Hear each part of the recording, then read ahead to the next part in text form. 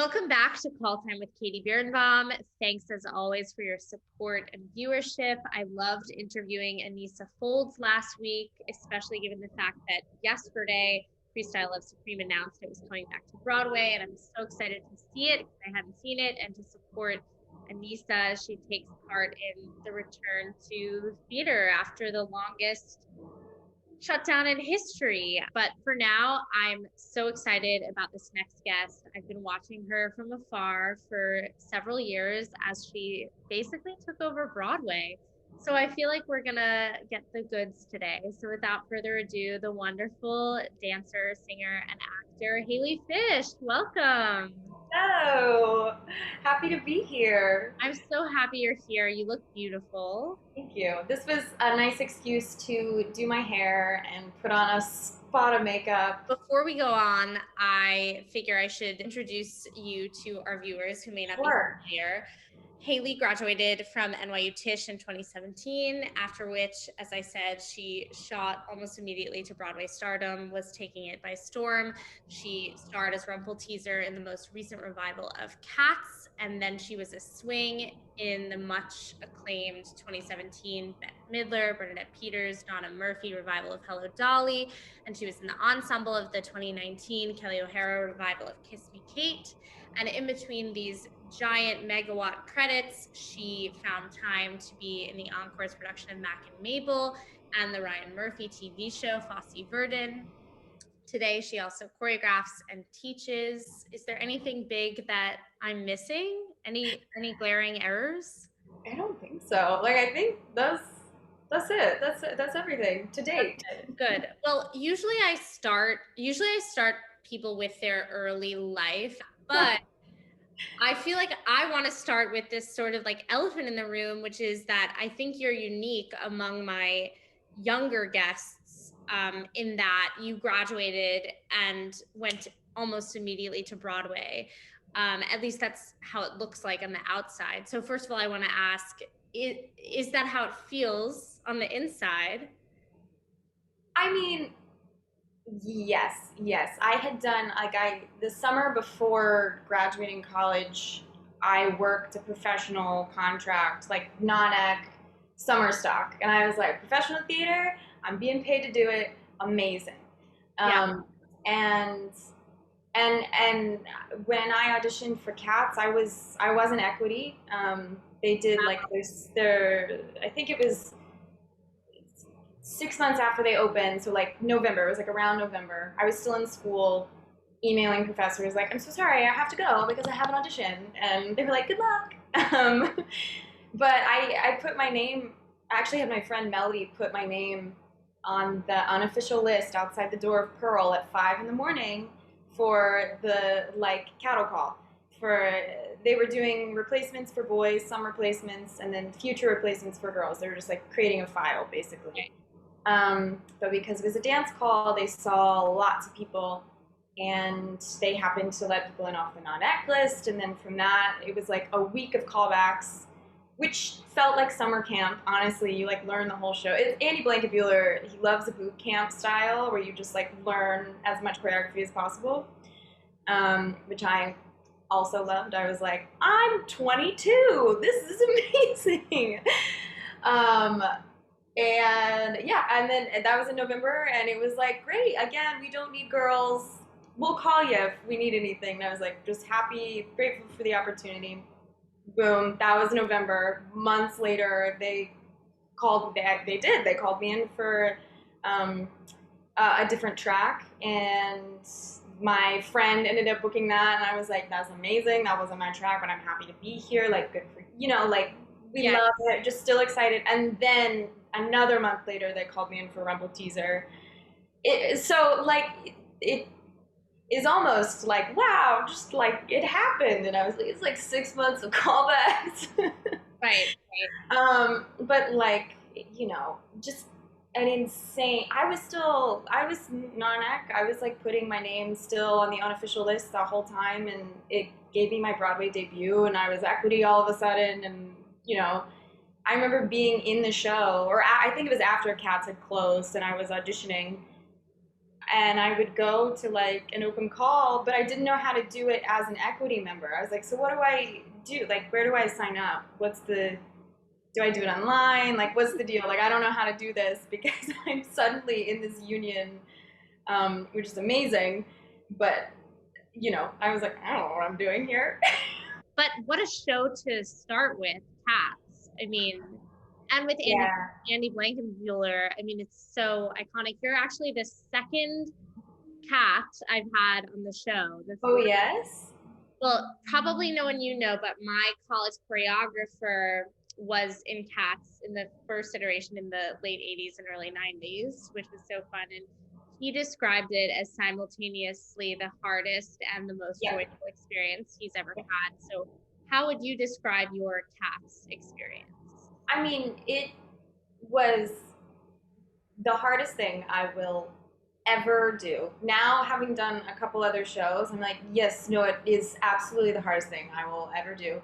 I mean, it's just 2.5 hours of like laying it all out there, and then sometimes you have to do it twice in one day, But it's like it felt like a dancer's rite of passage. Like I grew up watching that, the movie, the recording of the West End's Yeah. company of cats, and I think that's true for so many of the people that do the show. It's like it's just you've known it for so long. It feels like a rite of passage. I mean, it is like the dance show, um, and it was. I love being challenged. I love a challenge.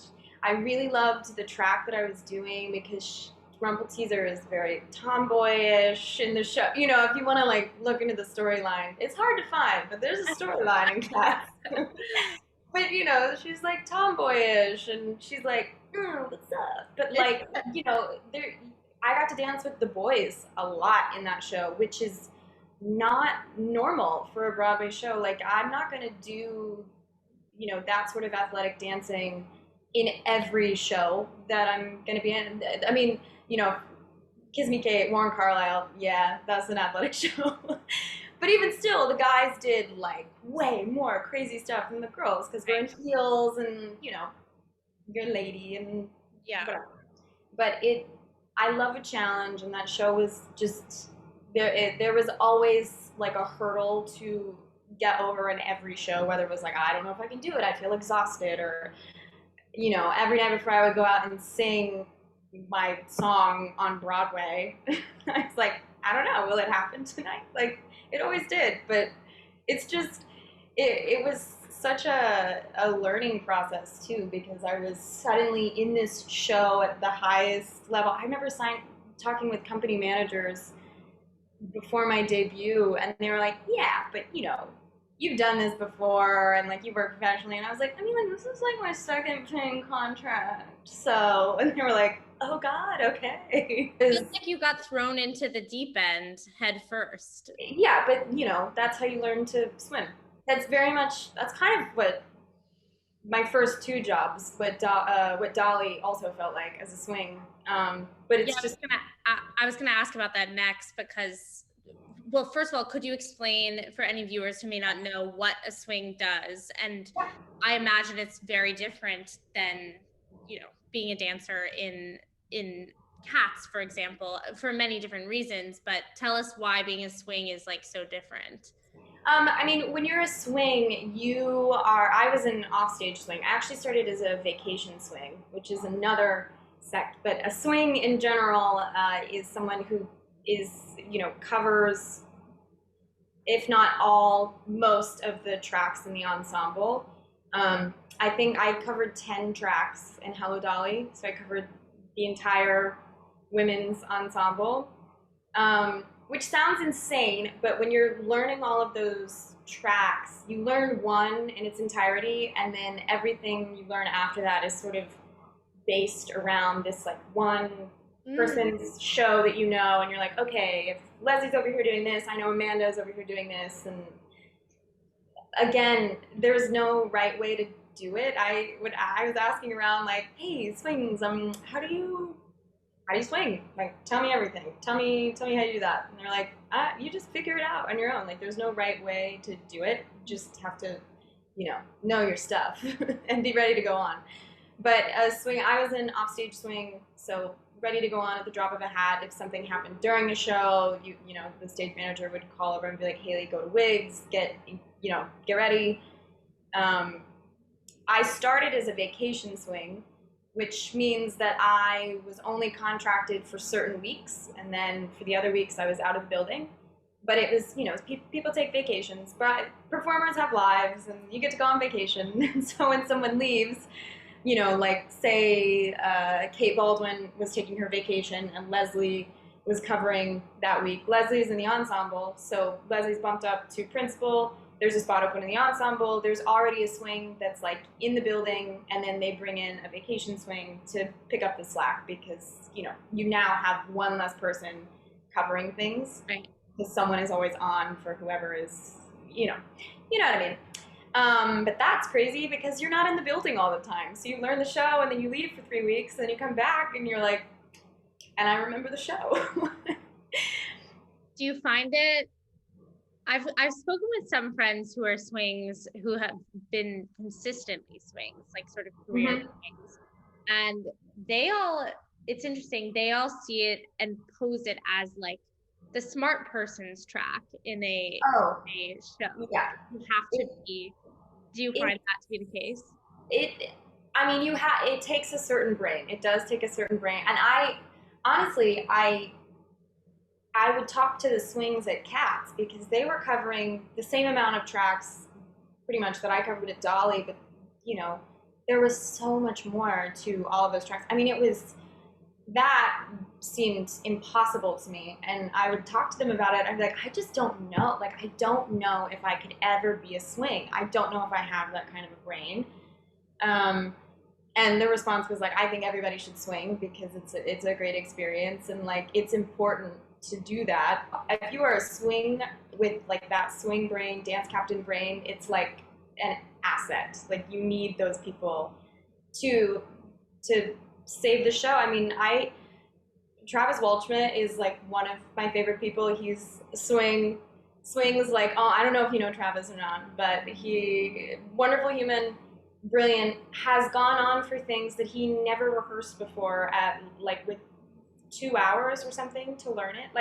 Just picks it up, knows that that's his job, and like saves the day. Nuts. Yeah, that's like an entirely separate skill than just being like a triple. Yeah. It's like puzzle, you're piecing together a puzzle. And I was lucky, honestly, that the first show that I swung was Dolly because there's a lot of offstage time. You can review your notes between, so it's like you get to like bring your note card to the test, basically. But if it was Cats, you're on stage the whole time, and if you don't remember what happens next, it's like, help. We're gonna go back to these other shows you mentioned, of course, but I'm so interested because I know you've done more choreographing and teaching as well. Yeah. Lately, I feel like we've all been forced to kind of make our own work and teach others in the pandemic, and I'm curious. Going back to dancing now, like, do you miss that sense of agency? Did you find that you liked choreographing? Had you always been doing it? This is a good question for me, because I have a hard time with choreographic process. I just, for whatever reason, like I love to dance. I love taking class. I love learning new material, and it has been honestly a great year and a half of, because that was like my bread and butter, choreographing a dance at the studio or whatever.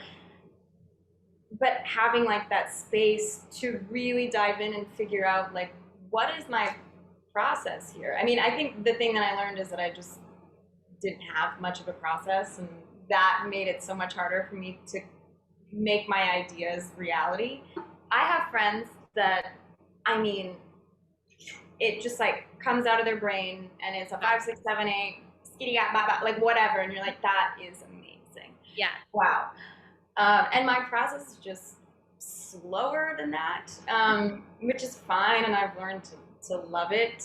But this year has allowed me to explore that process a lot more. So I do enjoy choreographing now, but it was not. It's like a little bit of a love-hate relationship because it's something that's difficult for me, which I don't know. I don't. That's one of those things, I guess. It's interesting though, because so many of the great choreographers were dancers, Mm-hmm.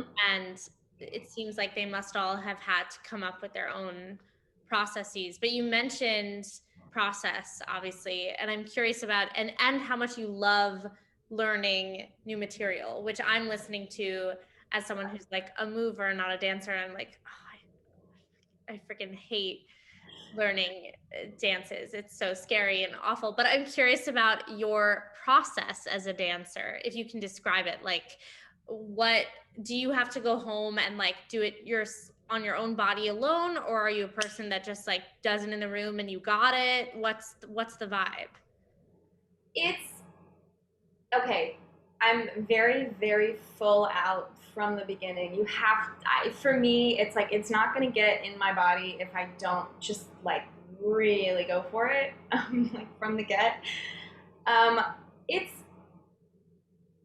usually in the room is where I'm doing most of the work and like figuring it out. And the mirror is very helpful. And if you're with other people, if you're in a rehearsal process, it's like, ooh, yeah. I always in class growing up was taught if you see someone do something that you like, just steal it and do it and put it in your body and see what happens.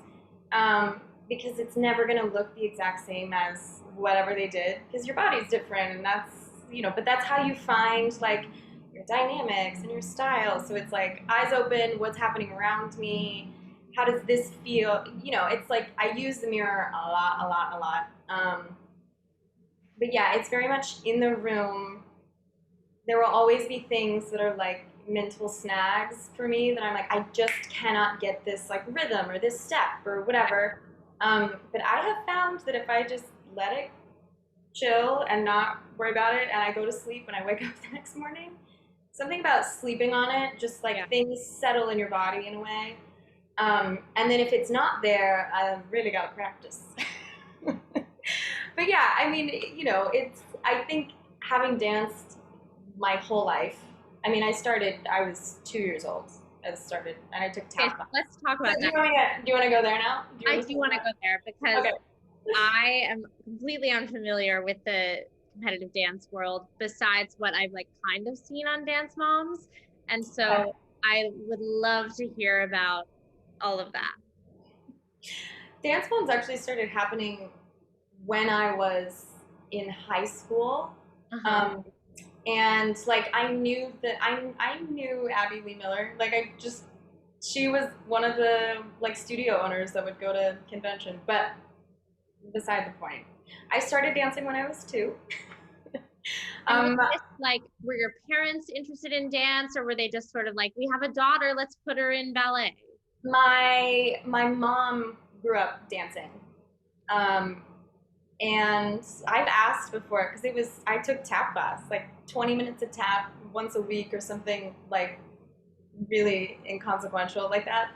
But I started, and the requirement was you had to be potty trained. So my mom was like, awesome, we will get her potty trained so that she can take this tap class and I will have 20 minutes by myself. It's so cool that you started with tap. I feel like that's so rare. I have actually, for my Broadway debut, my mom saved my first pair of tap shoes, and she had it put in a shadow box with like the date of my first performance ever, which was in June 1995 or something, and then the date of my Broadway. I mean, it was very sweet. It made me cry. But she kept my like little bitty red tap shoes. I actually started taking dance class where she grew up dancing, Barbara Ann's School of Dance. But it was a competition studio, so I started competing when I was 5. I was 5 years old, baby. We had a little dance called Hot Little Mamas, and we had boas and fishnets and chairs with our names on it. And it was a lot of like step, touch, shimmy, and then there was like a coffee, or no, that's not a coffee grinder. I don't know what that is, but you know what I'm saying? Like just, Yeah.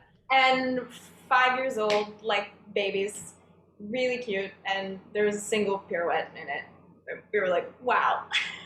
And so competitive dance, the dance competitions, like, forgive me because I really don't know anything Oh, about yeah. it. Is it geared towards a specific style? Like it's obviously not ballet. Like what, how would you describe the style that Okay, you're training for? so, you can do they're like all you can compete across all the genres basically. Mm, So you can have your tap duet and your jazz large line or group dance or right. whatever.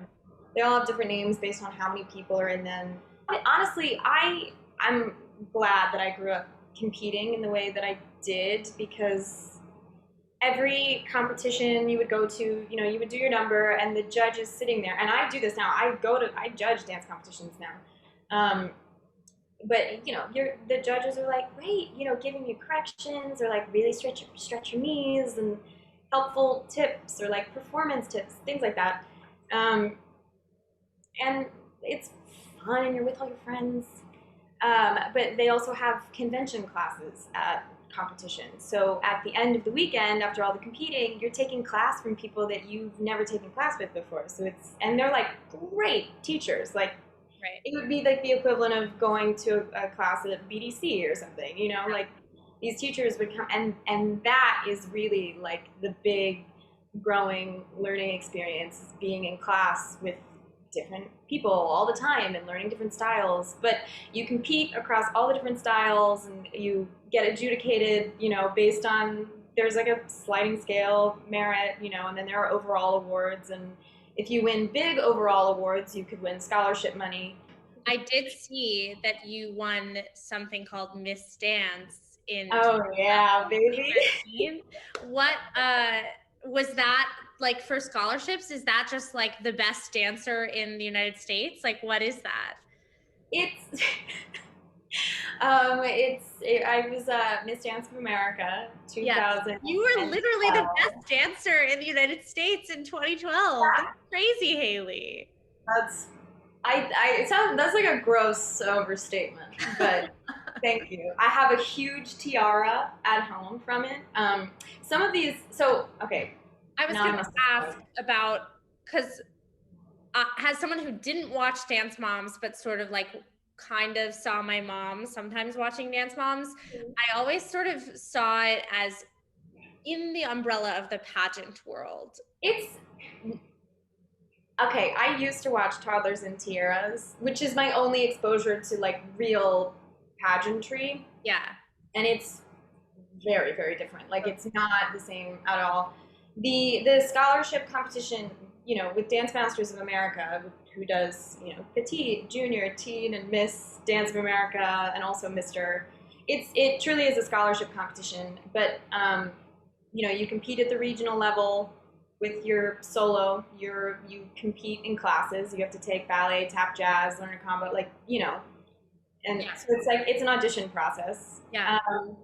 And then there is a small interview where you just go and you sit in a room with judges and you chat sort of like this, and they're looking at your resume sort of like this, and you just you talk about things, and basically they just want someone who is a good soul or a good representation of their organization or whatever. It's not it's very much not It's not world world peace, but peace yeah. and Yeah. it's not that. But if you win, you get a crown and a sash, and so it does sort of look like that sometimes. You still have your crown and your sash? Oh yeah, there is a full bedroom at home, which now after this past year, my boyfriend and I spent a lot of time at both of our parents' houses. But like, he's around the tiaras, and I put them on, I try them on, I'd be like, "Do you like it?" And he's like, "This is horrifying. I didn't know that this was part of your past." Part of your history. Yeah. So you obviously you were a dancer first, and that's sort of how you came into theater. But I know that your college degree, for example, is a BFA in acting. So was there a moment when you were like, oh, okay, theater is how I want to do this, that you can think of? Or was there a moment when you were like, I want to be a ballerina? Like, when did that like transition happen? There were a series of moments, I would say. The first time I was in New York, I was 9, and it was for a dance competition, of course. But the first time I was in New York City, staying at the Marriott Marquis, I mean, like, a formative trip. You know, I think I like hit a taxi. A taxi got too close to my mom, and I was 9, and I hit the hood of it, and I said, "We're walking here," because I just wanted to say it. I mean, I was 9. I was like, I have to live here. This is where I'm meant to be. And I saw 42nd Street, like 3 rows back, center, like orchestra, and I mean, it blew my mind. And there was a part of me, I think, at that moment that was like, I want to do this. This is what I want to do. I have to do this. If I could just dance and walk down glittery stairs every night, like, wouldn't that be amazing? And so that's a moment. But at that point, I was just a dancer and I was terrified to sing. I couldn't do it. Really? Yes, and I even had stage fright when I was growing up dancing too. Like that, performing a solo, I mean, terrified me. It was just, Yeah. and I still, like, in weird ways, it still comes out. Like, I still have to deal with that, like, stage fright feeling. But yeah, so I was afraid to sing. So that was when I was 9, but I was like, I don't know if I could be on Broadway because like I can't sing, and I'm afraid to. I went to an art school for fourth and fifth and all of middle school, so fourth through eighth grade, and you know the cool thing to do is do the school musicals, and I was like, Cool thing. and again, terrified. I mean, my I couldn't. I was so nervous to speak in front of people, but I did it for all of middle school, and I was like, oh, I love this, and I enjoy doing this, and I'm kind of good at this, and so like there was like a slow push toward it. So by the time I was in high school, I was doing community theater. I was like, this is maybe I can actually like be on Broadway if that's what I want. Like maybe I can actually do this. Um, and when it came time to audition for schools, you go to school to learn how to do things. Or you go to class because you're like, I need to learn more on this subject. I'm not going to go assuming that I know everything or whatever. But I was afraid if I went as a dancer, I would burn out, or I would just like a conservatory program wouldn't be right for me.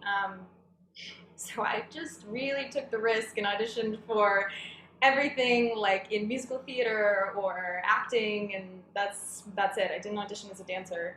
And it worked out. It did work out. But I was so scared to be an acting major at NYU. Oh my God, I was so scared because I just assumed that everyone knew so much more than I did when I got there. But I think that's such an important like thing that people forget, especially with these sort of hyper focused theater and musical theater programs. Like you are supposed to go to school to learn. Yeah. You're not supposed to already be like a formed product ready Absolutely. for market. Otherwise you would just go straight to Broadway. Yes. And what you said makes me think too, I feel like in the past, when you go back to, when shows like Hello Dolly and Kiss Me Kate and stuff were written, there was really more of a like dancing ensemble and a singing ensemble and then the principals. And now, because of a combination of like many different things, the way musicals are being written, the way producers are cutting costs, you have to do it all. And so it's interesting you bringing up being scared to sing or being scared to act. Are you excited by the having to do it all on Broadway now, or is it still like scary, daunting? Honestly, it's now, it's not terrifying, it's thrilling. You know what I mean? Which is different. Yeah. It's like riding a roller coaster because you're screaming, you're like, oh yeah, the whole time, but you're having fun. Yeah. that's how I feel. But I mean, I want to do more things. Where my first show, I had a song and I was like, can I do this every night? And then I would just do, and I loved it. And I Yeah. loved having that responsibility Mm. to myself and to the cast and to the audience, and just something about being able to be a part of the thing that transcends. I don't know how many lives I changed with Mungo Jerry and Rumple Teaser, but You have but changed some. but it's just I was that little 9-year-old girl in the audience, just like mind blown, life changed. My whole trajectory changed because I saw, you know, a show that just like imprinted on me in a way. And I love being a part of that. I love having the responsibility of that. I've been in ensembles and dancing, but you build character every time, always. And especially because now it's like you have to be able to do everything, and Yeah. you have to know who you have to have your business, your actor business, how to like mark out beats in a scene, because you are part of the big, you know, overarching machinery of this show, and you help it move forward. You tell the story through everything you're doing on stage.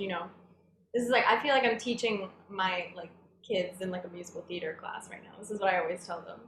No, it's good. I think it's because I've had a lot of like principal actors on the show, and I think that's very obvious how you use acting, but I think some people can forget that even if you're in a hyper traditional show like Hello Dolly or Kiss Yeah, Me Kate and you're dancing in the ensemble, as you say, you're still doing actor business to make what you're doing on stage feel real, even if you have no line. absolutely. And nobody gives that to you. Like, that's all you on stage.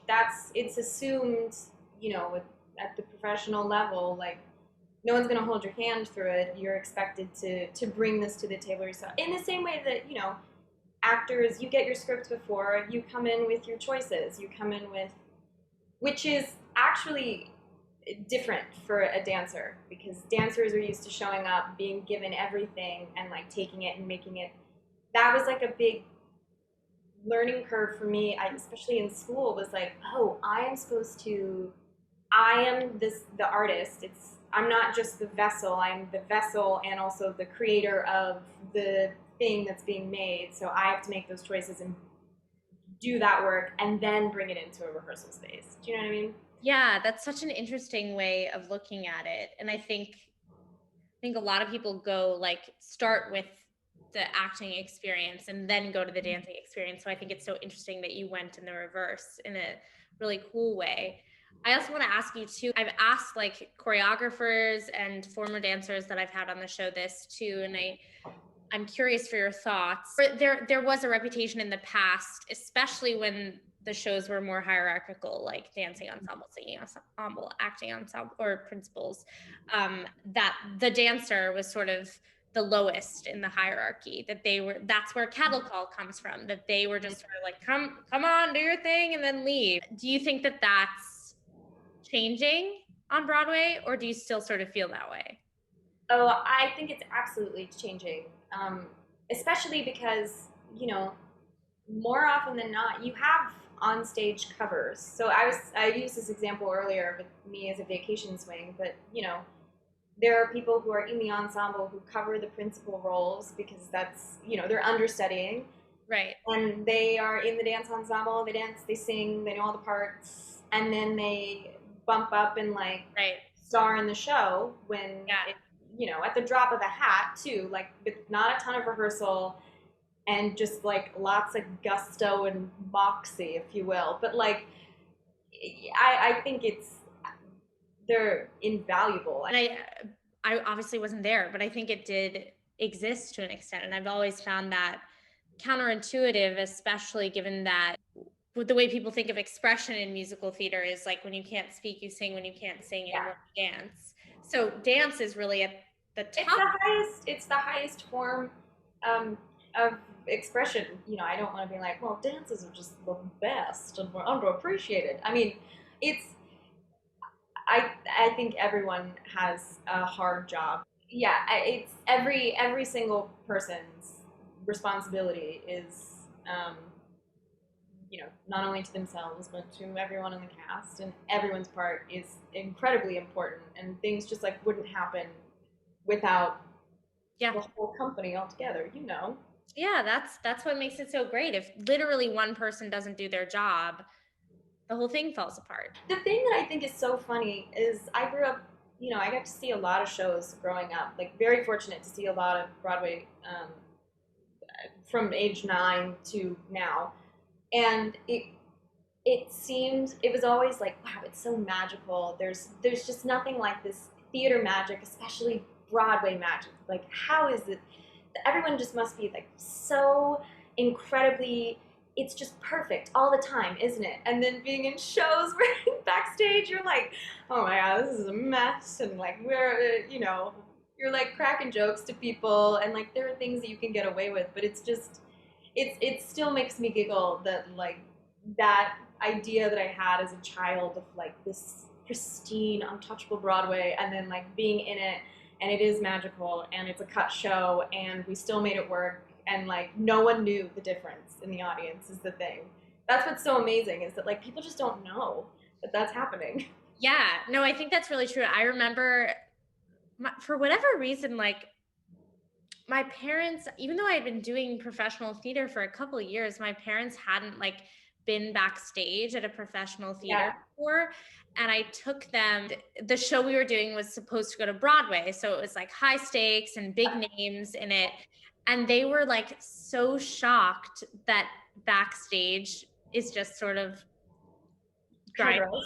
Yeah, it's just gross. They were so shocked by the contrast between like how it looks on stage and the fact that backstage we're like basically sitting in like wood chips, like it in these like beautiful costumes. And I always think about that because that's the Broadway magic. Like we're making them think that we're spinning gold, but at the end of the day, we're just like playing with our friends in the dirt. Yeah. Yeah.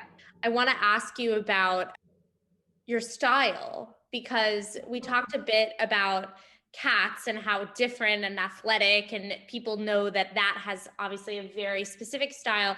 And then since your other two Broadway shows are much more similar in style, sort of broad golden age moxie, as you say, and I see that in the same vein as your story about 42nd Street. So is there a style that you gravitate towards? Yes, I think it gravitates toward me more so. I've only ever been in revivals, and I made a joke. I was like, it's like I have a revival face. I have a revival face. I look like I should be in like the 1940s or the 50s or the 1890s or whatever, or a cat. But even doing other things, I got to do an episode of Fosse, Verdon, and Andy Blankenbuehler was choreographing that, and I was in the 1950s. It's like, I guess this is just sort of, I do love like some classic jazz, and I think that I'm in general like a classically trained dancer that spent a lot of time in ballet classes, and I mean, I think it's very important to be versatile because you never know what someone's going to need you to do, and it's just best if you can be like, yeah, I can do that, sure. Yeah.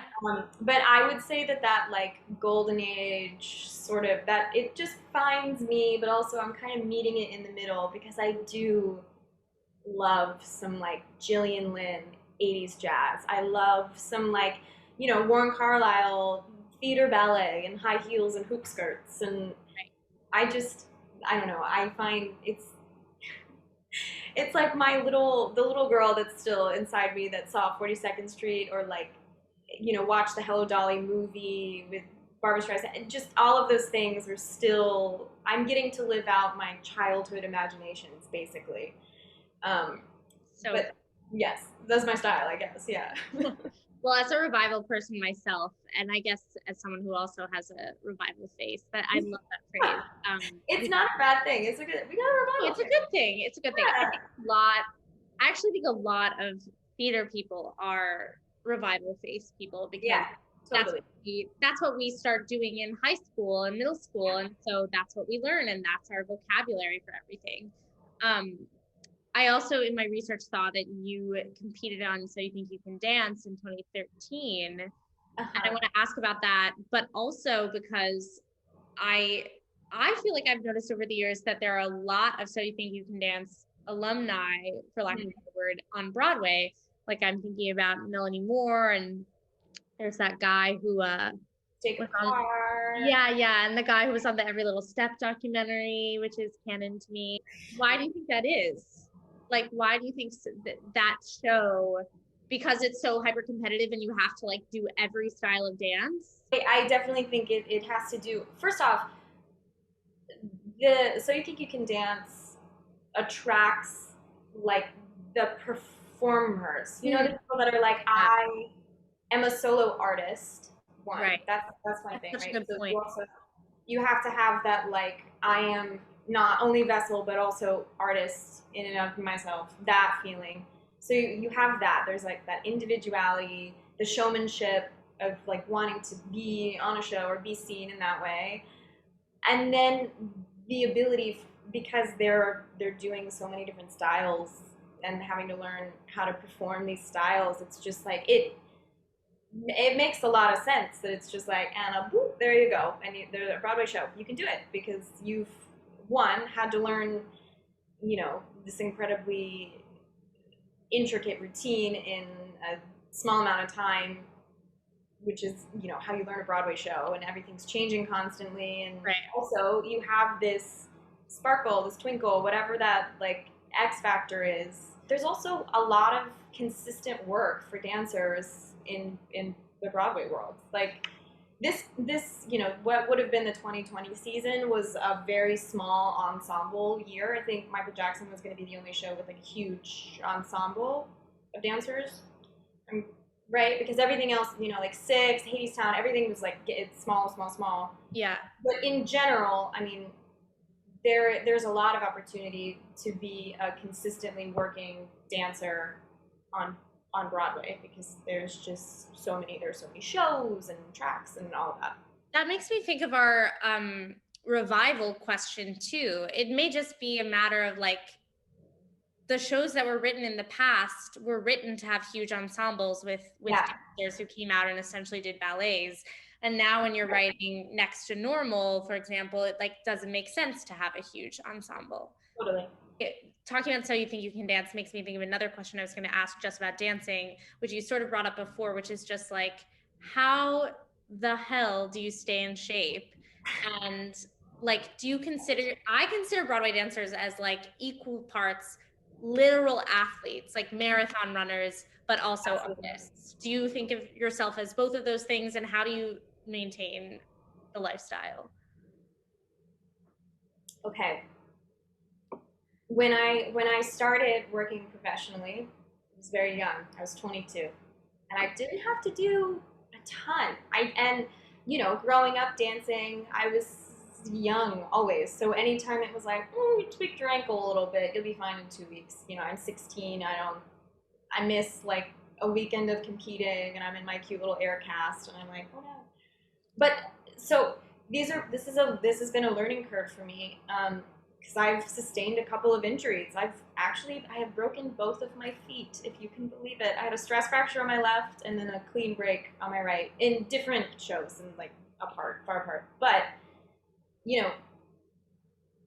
whether or not the injuries were super preventable, it taught me a lot about taking care of my body because, if you're gonna use it to the extent that we use it in Cats or as a dancer or in any show, doing the same thing over and over and over again, that repetition, if you're not, rebalancing your body or like doing your yoga classes or doing a ballet bar before you do anything that like evens you out, you're ripe for an injury, which I learned the hard way.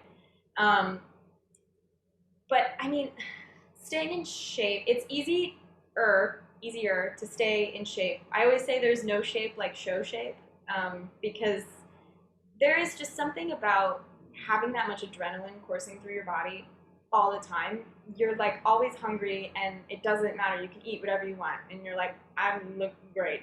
This is amazing. And you feel good. Well, you feel tired, but you feel good. Not in a show. I love to spin. I love spin classes. Yoga is super important to me, and Pilates, which like reformer Pilates. I hate it. It's so hard. It's so hard, but you have to do it, and you have to do your PT exercises too. And I say that rolling my eyes because I'm like, I gotta do my PT exercises. You're reminding yourself. Has it Yeah. been tough in the pandemic? Say that again. Has it been tough in the pandemic? All Yeah. of that? It was a lot easier in the beginning, weirdly enough. Maybe because I had, we all went from such a crazy schedule to just doing nothing. So I would make things for myself to do. Um, but I hit a point where I was like, I'm just like bored. I got bored, I guess. I got bored of it. Um, and I just sort of like let some of the intensity go. And I was like, yeah, I'll do yoga a couple times a week. Just like let myself rest. That's fine too. That's important. But I just got to do a performance Times Square project. I don't know if you know about Times Square project, but this was their third show, I believe, and it's outside in Duffy Square, right in front of the TKTS booth. And it's essentially started by a couple of Broadway dancers that were like, we've just gotta like find a way to perform again in Midtown, in the theater district, because it's so lifeless and it's really scary that we're not here. So I had a good friend choreographing, and we all learned to dance in 2 days and performed it. First performance with a live audience. And I, like, being fully honest, after every rehearsal I came home and I was crying. I was like, I don't know if I can do this. Like, if I can perform, I don't feel like I'm doing a good job. I'm not, because I was out of shape, a little out of shape. And I was being very hard on myself too, because it's difficult to exist in the vacuum like that for so long and then be put right back into a rehearsal space where you're also navigating your like newfound social anxiety you didn't know that you would have coming back into the world. All of these, I think all of us are kind of going through this.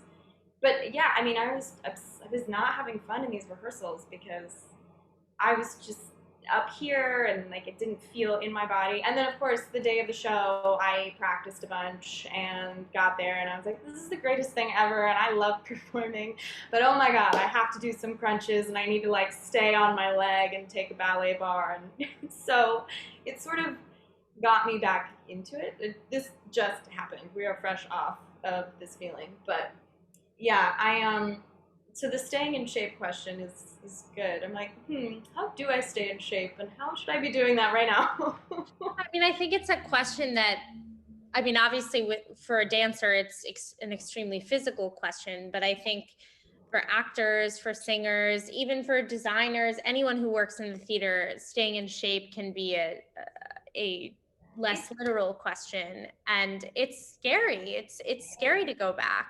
Aside from the physically staying in shape or vocally staying in shape, there's also like a mental game, that I forgot about, like I haven't been in the rehearsal space where you have to just have it and know and like give everyone the confidence because you have the confidence that you know what you're doing in the room, especially if you're being put like on zero or something, like especially if you're being put on zero. That's like, I don't know if any of like the people who we've interviewed who are used to doing principal work have talked about that, but like you have to have that agency about yourself so that everyone around you is like, all right, cool, she's got it, so I've got it, and like it keeps it calm. And I forgot about that. And it's not even like it was a group dance and like there was no, but I was in the front row and I was like, I don't know if I'm gonna be able to remember it, and I don't know, like da da da da da da da da da da or whatever.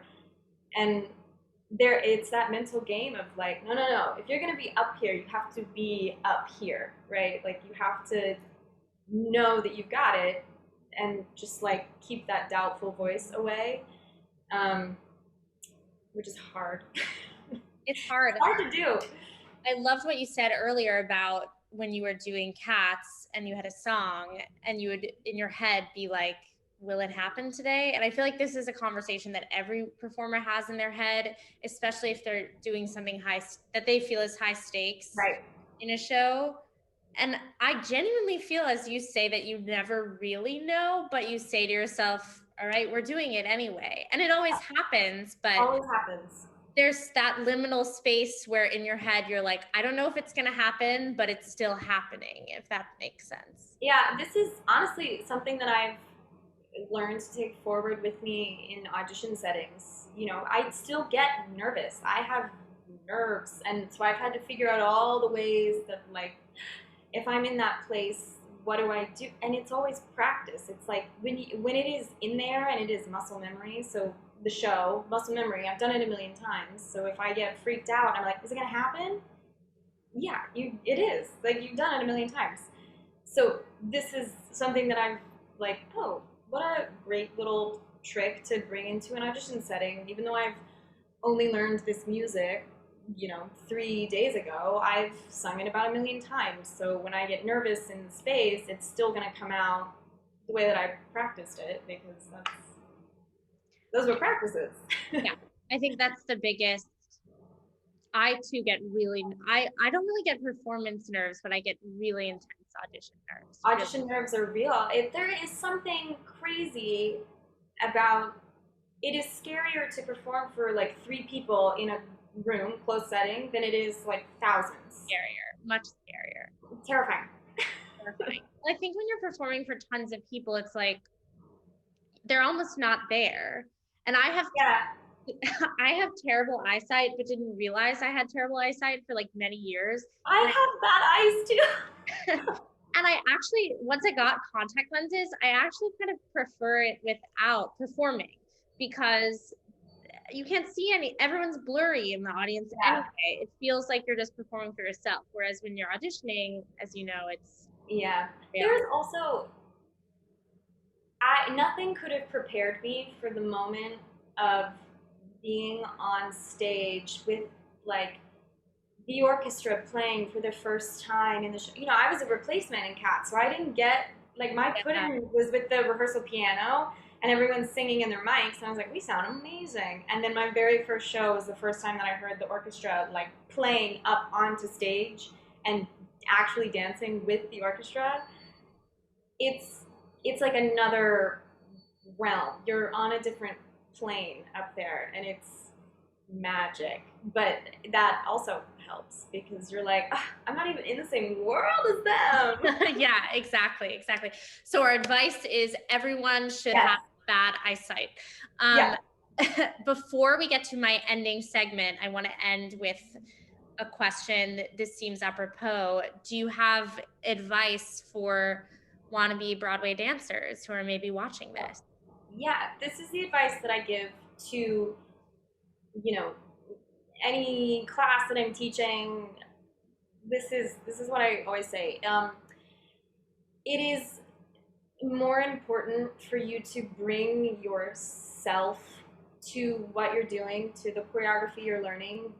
It is so much more important for you to bring your individuality to something than it is to, execute the steps perfectly and it's lifeless. If you think about, I had an acting teacher tell me one time, if you're executing the lines that you're saying, everything you're saying, you're executing it, but it's not alive. You killed it because you just did it just so.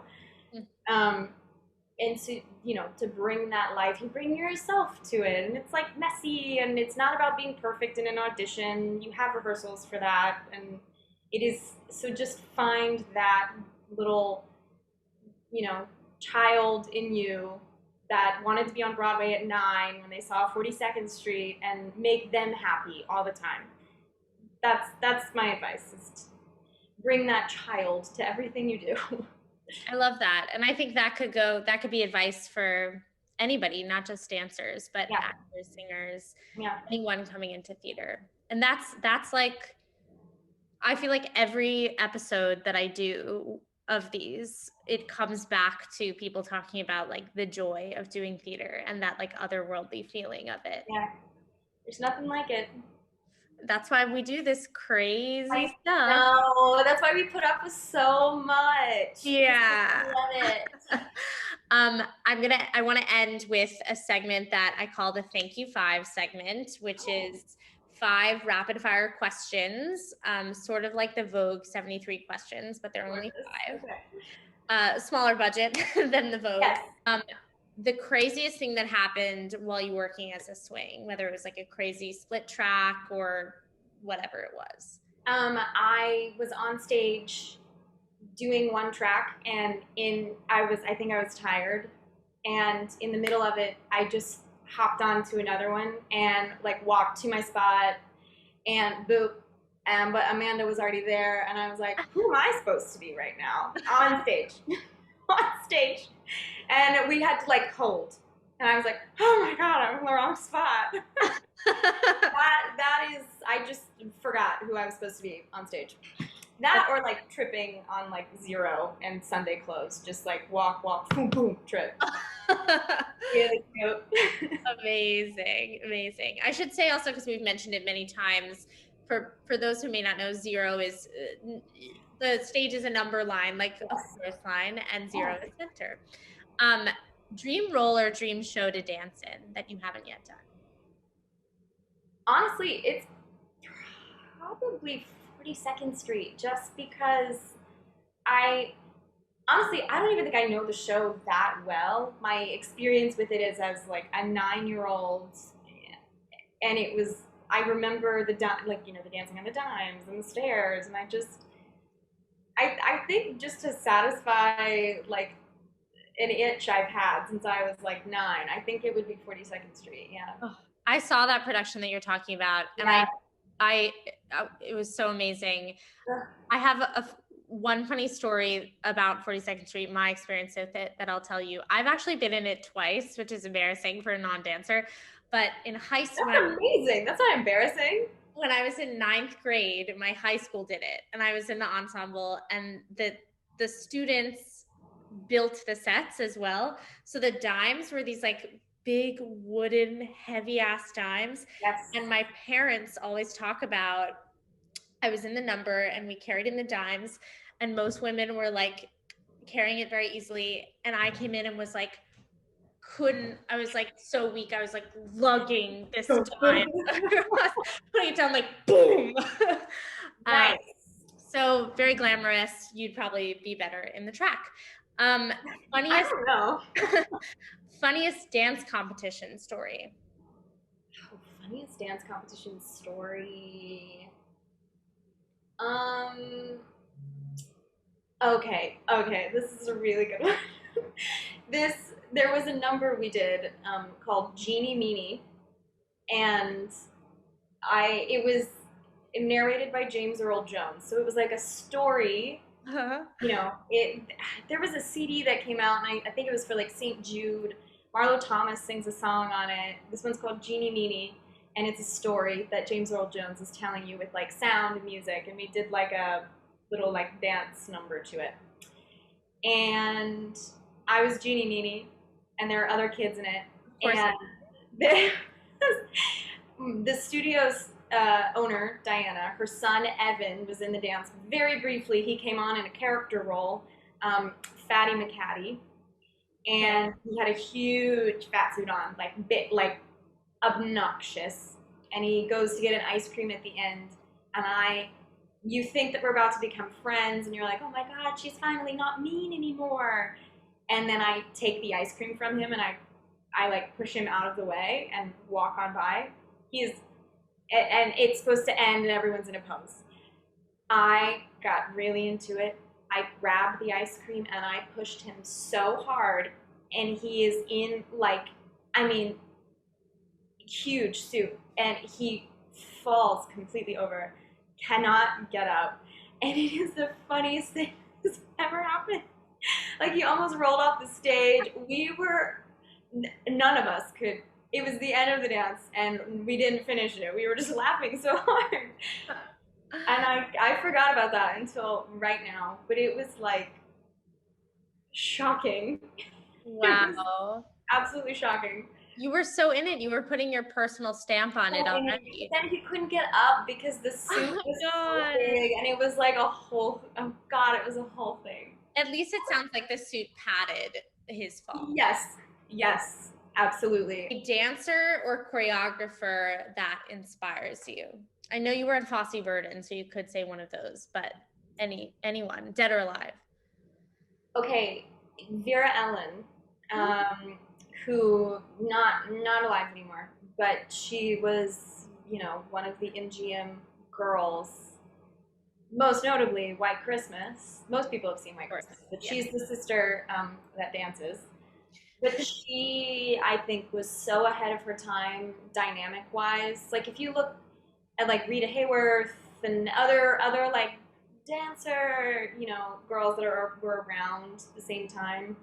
Even Sid Charisse. Sid Charisse also up there. She's excellent. But Vera is just she's teeny tiny and like explosive when she dances and doing some like crazy stuff, like crazy lifts, acrobatics, all sorts of things. And I don't know. Yeah, I think that she was amazing. This is what I'm talking about when I say the revival golden era just like gravitates toward me. It's absolutely shaped, Yeah. style and like yeah, the kind I of was dance. gonna say I'd love to see you in that role someday. I know. I think that would be a fun one. My last thank you five is a dancer essential. I feel like I want to say like Epsom salts or like something like that. You know what? A dancer essential would be a good warm up. Mm. A good process of warming up for yourself. You need it. You just, especially as you get older, you need it. I don't know if I'm speaking to anyone directly through this who needs to hear this. Maybe just my 22-year-old self, but like warm up. Yeah. No, I think that's good advice. All Yeah. right. This has been so fun. Is there anything you feel like I've missed in your career that you want to talk about or anything you want to plug? Anything I want to plug? I don't know. Go take class again. We can. We can take them virtually and in person if you're in New York. I need to get back into class that way as well. So like see you there, I guess. Yeah. I took a virtual BDC class for the first time like a month ago, and I loved it because I didn't have to turn on my camera. Yeah. So Especially like I think I'll use the virtual situation to my advantage for classes that I feel uncomfortable taking. Like if I'm like, okay, I really want to go take this hip hop class, but I don't want anyone to know that I went to go take this hip hop yeah, class. yeah, I will sign up, change my Zoom name, and then yeah. Whereas for me, I feel uncomfortable in any dance class, so it's really just a great thing in general. oh, I don't believe that. Let's go dance together. Let's do it. All right, all right. We'll make a date sometime. Okay. Well, great. It was so awesome having you on the show. Thank you for coming. We will be back next week with another interview with a soon to be announced guest every Thursday. Coming to you on YouTube. Thank you so much for watching and for commenting, and stay tuned for more. Thanks so much.